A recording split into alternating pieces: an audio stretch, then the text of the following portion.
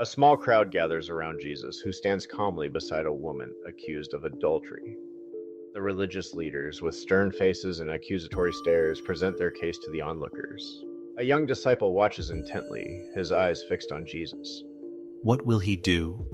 The disciple wonders, feeling the tension in the air. Jesus kneels down, his fingers tracing the earth. The crowd leans in, eager to catch a glimpse of what he writes. An elderly man whispers, Perhaps he writes their sins. as others nod in agreement. The disciple strains to see, his heart pounding with curiosity. Finally, Jesus stands, his gaze sweeping over the gathered crowd. A woman with kind eyes catches his glance, feeling a profound sense of peace. He knows. She thinks, understanding the depth of his compassion without a word spoken. Jesus speaks, his voice calm yet commanding. Let the one who is without sin cast the first stone. He declares, his words resonating through the evening air. An older leader looks down, shame etched across his features as he steps back, the stones in his hand slipping to the ground. The woman stands alone with Jesus, gratitude shining in her eyes. He smiles gently, offering her a new beginning. The disciple watches, understanding the lesson in silence. The mystery of the writing remains, but the message is clear, a call for mercy and reflection.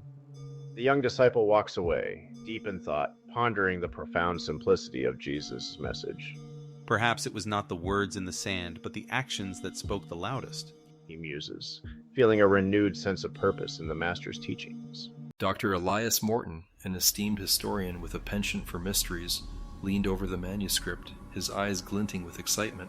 The room was silent except for the faint rustle of pages as he examined the delicate script.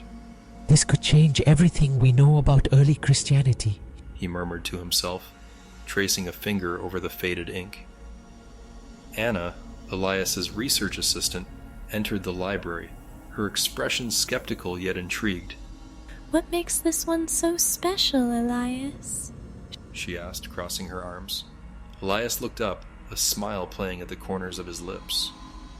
This text claims to be an account from a disciple who witnessed Jesus' teachings firsthand. It's unlike anything we've seen before, He explained. Professor James Caldwell, a renowned skeptic, burst into the room, his coat dripping with rain. You're chasing fairy tales, Elias. He scoffed, dismissing the manuscript with a wave of his hand. Elias met his gaze, unwavering. This is not a fairy tale, James. It's a piece of history that demands our attention, He replied firmly. Anna sat beside Elias, the manuscript spread between them on the table. What if there are more texts like this out there? She wondered aloud, her voice barely above a whisper.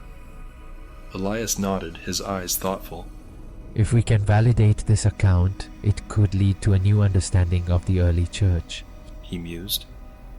Elias and Anna pored over the newly discovered passage, their excitement palpable. This speaks of a hidden community of followers who preserved these teachings in secret. Elias exclaimed, his voice filled with awe. We need to find out where these followers went. Anna added, her determination mirroring Elias's. Professor Caldwell returned, his skepticism softened by curiosity. Perhaps there's more to this than I first thought, He admitted. Joining Elias and Anna at the table, together they embarked on a journey to uncover the truth behind the lost gospel accounts, each step bringing them closer to unraveling a mystery that had been buried for centuries.